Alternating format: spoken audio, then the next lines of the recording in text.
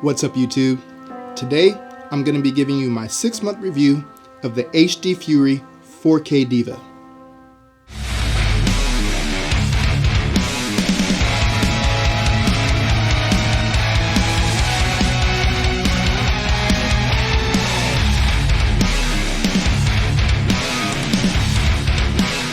Alright, well, before we get started, I just want to say that HD Fury is not paying me to make this video, and they did not supply me with any products.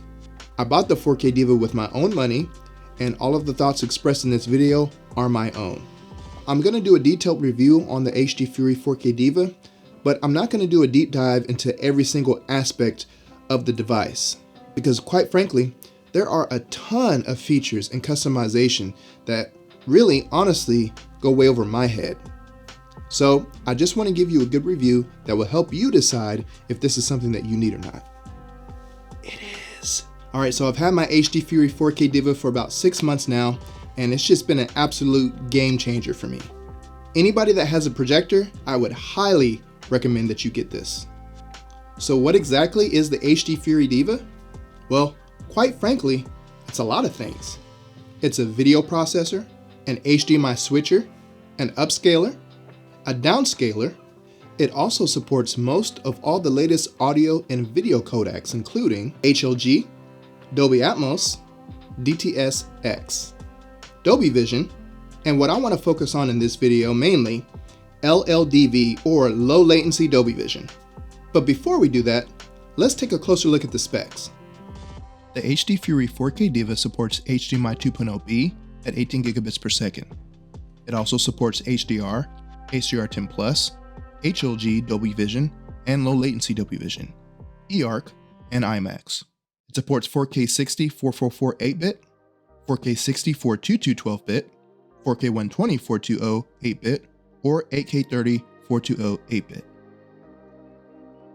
It has a total of 4 HDMI in, 3 HDMI out, 1 RJ45, 2 infrared, 1 RS232, 1 analog jack, and an optical out.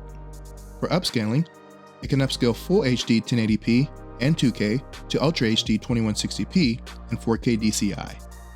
For downscaling, it can downscale Ultra HD HDR 2160p and 4K DCI to Full HD SDR 1080p and 2K. It also supports the new HD Fury web server. Now, most, if not all of you, already know what Dolby Vision is, but you may not know what low latency Dolby Vision is. So what is it? Well, first, let's briefly discuss what Dolby Vision is. Dolby Vision is the name of a proprietary dynamic HDR metadata format from Dolby, which simply looks better than normal HDR. The keyword here is dynamic. HDR allows displays to have the brightest brights and blackest blacks on the screen at the same time without any part of the picture looking washed out.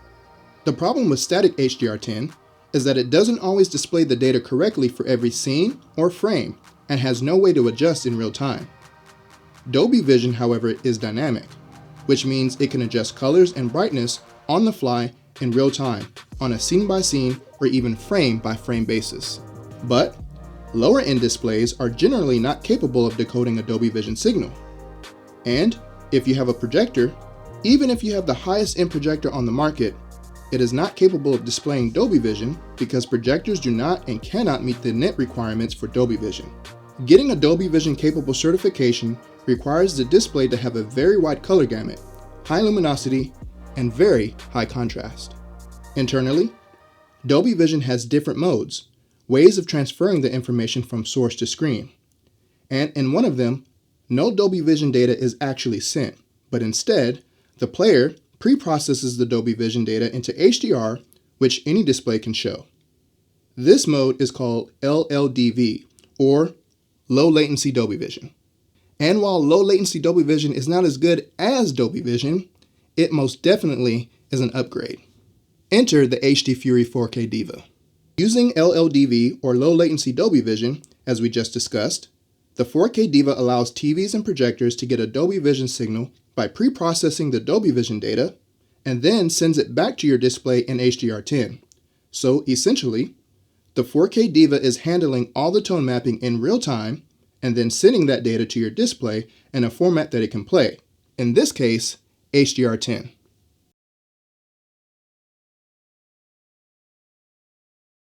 For audio, I'll be using an Anthem MRX 720 receiver with an Emotiva XBA3 3-channel amplifier for LCR, an Emotiva UPA 700 7-channel amplifier for the rears, surrounds, and Atmos heights, with 2 subwoofers and a 7.2.4 channel configuration. For video, I'll be using an Epson 5040UB 4K eShip projector, an Apple TV 4K, Xbox Series X, and an Oppo UDP 203 4K Blu-ray player with HDR10 and Dolby Vision. All streaming devices will be connected directly to the Diva so that it can process the Dolby Vision and send it to my projector in an HDR10 format. The 4K Diva will also be handling all video switching, upconverting, and tone mapping. If you're using a receiver or pre-pro, you're going to want to plug your 4K Diva into any of the HDMI inputs on the back of your receiver or pre-pro, and then your streaming devices, gaming consoles, or video sources will plug into the Diva. So you'll never really have to change the input on your receiver, as the Diva will handle the switching of inputs. I'm also using a Logitech Harmony Elite to control the Diva for a seamless experience. Once you turn on the Diva, it's going to display an IP address. You're going to want to write this down so you can log into the web GUI and start customizing the Diva. You can also do this on the Diva itself, as it has an OLED screen and buttons to navigate. However, I highly discourage that you set it up this way, as the web GUI is much more convenient and much faster. Once you have the IP address, you can go to any desktop or laptop computer, cell phone, tablet, or any device that has a web browser and log into the Diva by typing in the IP address. You can access the Diva remotely as long as you are on your home network. To make logging in easier, I save the IP address to my favorites. I typically use my iPad or iPhone to remote log in and view data or to make changes. Once logged in, you're going to see a few different tabs. The first tab is Info. This tab will show you the incoming data from your video source to your Diva and what the Diva is outputting to your TV or projector. It will also show you the audio data. Then at the very bottom section under Port Selector, you can manually switch your inputs for your video sources. The next tab is EDID. EDID stands for Extended Display Identification Data. EDID is a metadata format for display devices to describe the capabilities to a video source. This information is exchanged during the HDMI handshake between your display and video source. Most people are familiar with their TV or projector screen going black for a few seconds when playing a video. This is the EDID being exchanged. This tab allows you to select up to 100, yes, 100 different EDID presets or profiles for Dolby Vision, low latency Dolby Vision, 4K, 1080p, 720p, and 480p on each of the 4 inputs, as well as different audio ranging from stereo, SPDIF, and all sound for lossless audio codecs. The next tab is Scaler, which allows you to set different upscaling or downscaling profiles depending on the incoming source. There are options for no scaling, custom scaling, or auto scaling. The HDR and Dolby Vision tabs provide advanced functions that I won't cover at this time. Moving to the OSD or on-screen display tab, you can enable or disable the on-screen display and select the fade interval for when the on-screen display fades out. The CEC eARC tab is pretty self-explanatory, as it allows you to toggle these options on or off. The Macros tabs allows you to set different macros for different picture modes and HDR10 profiles, but this is also an advanced function that I won't be covering at this time. The Tools tab, people probably won't use, so the final tab is going to be the Config tab. Here, you can select whether to auto-switch inputs when it detects a source on power. You can set to off, on power, or on sense. You can change the HDCP version, change IP configurations, and you can reboot the device manually, as well as import or export config files for backup or firmware updates. You can also reset to factory settings. Opening the Settings TV app on my Xbox and entering the TV display options, if I click on 4K TV details, I can see all the audio and video formats supported. Under Games, you'll see a check mark next to your TV supports Dolby Vision for gaming up to 4K 60Hz. And under Watching Movies and TV, there's a check mark next to your TV supports Dolby Vision. If I open up the Disney Plus app and click on Boba Fett, it shows me all the audio and video flags that are supported. I can get Dolby Vision and Dolby Atmos. Now, since my projector doesn't natively support Dolby Vision, I'm not going to get that cool Dolby Vision flag that pops up on the TV to let you know that Dolby Vision has been enabled.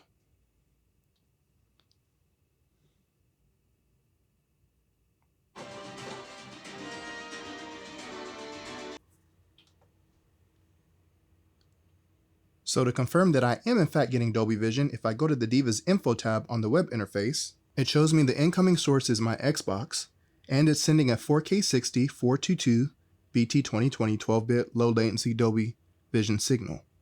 And the Diva is processing the signal and sending out a 4K 60 420 BT 2020 8-bit HDR10 signal back to my projector. Now you might be wondering, why aren't both signals one-to-one? Remember, projectors cannot accept a Dolby Vision signal, and depending on the HDMI version of your projector, the bandwidth might be limited like mine is, so the Diva sends the highest quality signal that my projector can accept. Alright, so now I'm going to back out of the app. I'm going to go to Settings, back to our TV and display options, 4K TV details, and then on my iPad, I'm going to go to EDID. And first, I'm going to check info, and I am on input 1. So then I'm going to go to input 1, and I'm going to change this to, I'm going to change it from Dolby Vision so you can see that you're actually getting Dolby Vision. If I switch to another preset, then that check mark next to Dolby Vision is going to go away. So I'm going to go to 4K 60.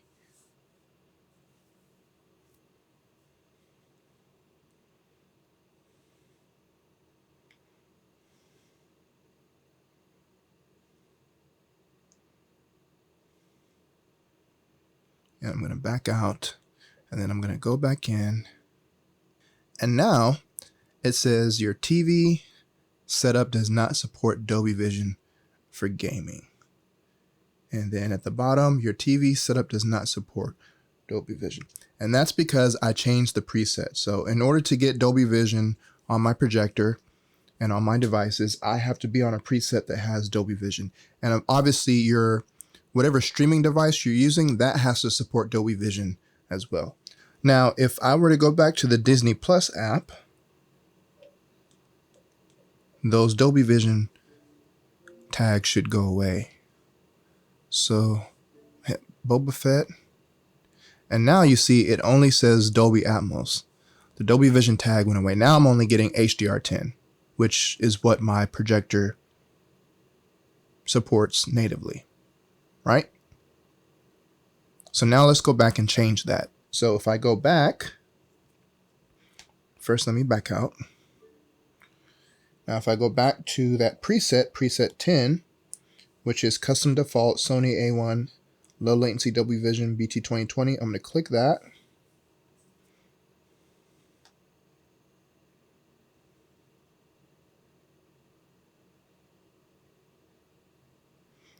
And then I'm going to go back to 4K details. And now it says that I'm getting Dolby Vision again for gaming and Dolby Vision for my TV. And then if I go to back to the Disney Plus app, Dolby Vision. Now if we switch over to the Apple TV 4K and open up Plex and I start Dune, now you'll see that the incoming source is 4K 23.973 422 BT 2020 12-bit low latency Dolby Vision, and the Diva processes the signal and sends out a 4K 23.973 422 BT 2020 12-bit HDR10 signal back to my projector. So in 4K, 24 frames per second, the signal is 1-to-1 because my projector can accept that. Now let's take a look at the Oppo. I popped in the latest 4K Blu-ray Bond movie, No Time to Die, and if we go back to our Web GUI info tab, It shows me the incoming source is my Oppo UDP203, and the Diva is receiving a 4K 23.973 422 BT2020 12-bit low latency Dolby Vision signal. And the Diva is sending a 4K 23.973 422 BT2020 12-bit HDR signal back to my projector 1:1. And if you take a look at the section that says EDID TX0, it shows what receiver I'm using, the MRX 720. Is this thing on? Oh, hey, what's up?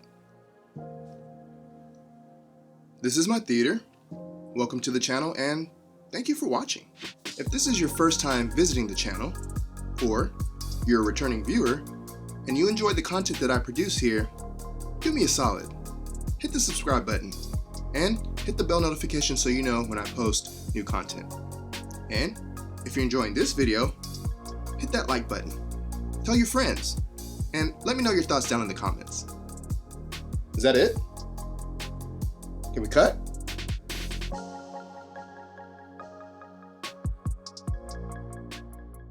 Now there's also an app for Apple and Android, but I'm not sure what the point of it is. Let me explain. Opening the Diva app and clicking on the three ellipses in the top right corner gives me an auto-detect IP option, IP and port, and it tells me the app version. And then from there, the app is pretty much useless. Under device settings, I can reboot the device, and then there's a read config which clicking on it just does this. Okay, don't know what that's for. And then I can change the username settings on my inputs. Cool, but not really. Renaming the inputs in the app doesn't seem to actually translate over to the actual device. So I'm not really sure why this is even an option when I can just log into the device remotely. Now, what's interesting to note is that some inputs on the Diva seem to recognize what device is plugged into the corresponding input, while others just remain blank. But getting back to the app, clicking on the back button just shows me a picture of the Diva with the host name, IP address, and serial number and firmware version. So again, a pretty useless app with pretty much no functionality and almost zero customization. I was also curious to see how the 4K Diva would handle a 3D signal since it also supports 3D. I tried some of the best 3D movies on Blu-ray and the Diva did not disappoint. Popping in Gravity, the opening scene where Sandra Bullock is holding a boat that slips from her hands and almost seemingly comes out of the screen and floats in the air had amazing depth and separation between the foreground and background. And a few minutes later, when a Russian satellite explodes in orbit and comes barreling around to the astronauts with impending doom, the 3D looked as good as it did when I saw it in my local cinema back in 2013, with seemingly endless depth and a realistic vastness of endless space on screen. It also helps that this movie was shot natively in 3D, and this has always been one of my go-to demo movies for 3D. And the Diva rendered the 3D flawlessly. Next, I popped in Ant-Man. If you've never seen Ant-Man in 3D, you're missing out. This character was made for 3D. Seeing that he can shrink the space between atoms, 3D is perfect for this character, and the Diva did an excellent job as well. Anytime Scott Lang shrinks down to size, the 3D just comes to life and makes you feel like you're seeing the world through his eyes. A quick check of the info tab shows me the 3D data. Unfortunately, the Diva does not upscale 3D. The one thing I did notice was that sometimes I could see a slight ghosting around images in 3D. But, to be fair, I always noticed this before I got the Diva. So, it could just be the projector or the angle that I'm sitting at since I'm sitting on a riser.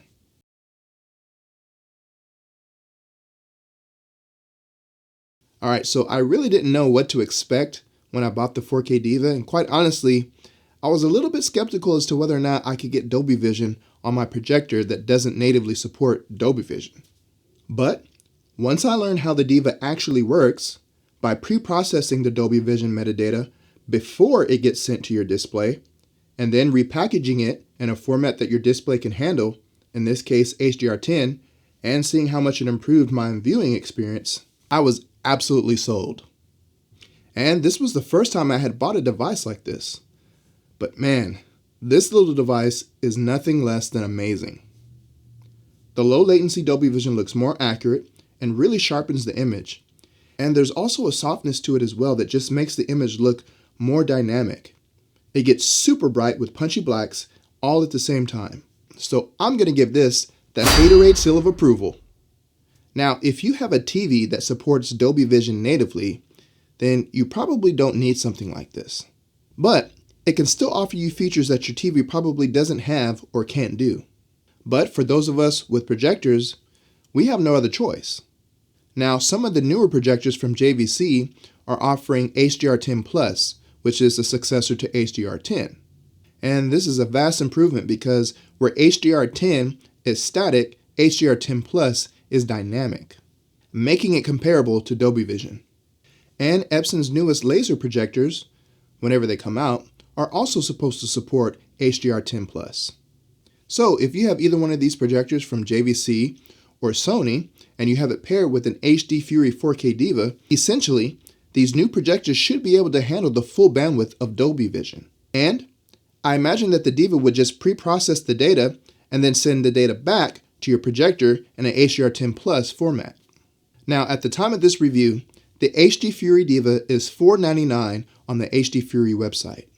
Now, I bought mine on Amazon a few months ago, about 6 or 7 months ago, but I paid $469 for it at the time. But at the time of this review, the price on Amazon is $519. Yikes. Come on, Amazon. You can't charge more for a product when it costs less on the manufacturer's actual website. So all the movies, all the TV shows that I've watched, Disney Plus, Plex, Blu-rays, everything looks absolutely beautiful and amazing in Dolby Vision. And I'm so glad that I got the 4K Diva because before I had HDR10, which as we've discussed is only static. It can't adjust colors, brightness, shadow details, whites, blacks. It can't adjust any of that stuff in real time. It's static. So if the creator intended one scene to look a certain way, and then the next scene is supposed to look a different way, my projector had really no way of adjusting for that. But the HD Fury Diva does all of that for me. It pre-processes it and then it sends it back to my projector in a format that it can play in HDR10. And everything has just looked absolutely amazing. I'm so glad that I have it. I'm never gonna go without it ever again, at least not in my home theater. I would like to get some other ones for my older Sony TV and my Pioneer Elite receiver that I'm using out in the living room that doesn't support HDR. So I'd like to get another one maybe in the future for the living room. And I know it's gonna work wonders for my TV. The Sony TV that I am using, it does support HDR10. So I know that it's gonna work the same way that it does in my theater. The 4K Diva completely changed my viewing experience and maybe even ruined it for me because now I want Dolby Vision on everything. The detail, color saturation, highlights, shadows, all look more accurate with the Diva handling the tone mapping rather than my Epson projector, which can't do any tone mapping. Now for those of you wondering how low latency Dolby Vision looks compared to a TV that natively supports Dolby Vision, well, I feel like that's a little bit of an unfair comparison. First, because TVs can achieve a way higher nit level than projectors can. Projectors usually top out at a few hundred nits, whereas some TVs can approach near 1000 nits. And second, while I have seen both native Dolby Vision and low latency Dolby Vision, in a side-by-side comparison, you might be able to tell the difference, but I doubt it. But I think the point of diminishing returns would start to factor in when you consider the price of buying, let's say, an 85-inch TV with Dolby Vision, as opposed to a $500 device that gets you low latency Dolby Vision and so much more. Alright guys, well this has been my review of the HD Fury 4K Diva. I'm so glad that I have it. I know some of you were thinking about getting it. Some of you may have one already. Maybe you have a TV that already has Dolby Vision on it. Maybe you have a TV that has HDR10 Plus. Let me know in the comments what you think about the HD Fury 4K Diva. Do you plan on getting one yourself? Are you going to upgrade your equipment and your TVs so that you can get the latest and greatest in Dolby Vision or low latency Dolby Vision? I'm excited about the future of the channel. I've got some exciting stuff coming up, so stay tuned. And as always, I'll see you in the next video. I'm Haterade Cowboy, and this is Haterade Cowboy Cinema.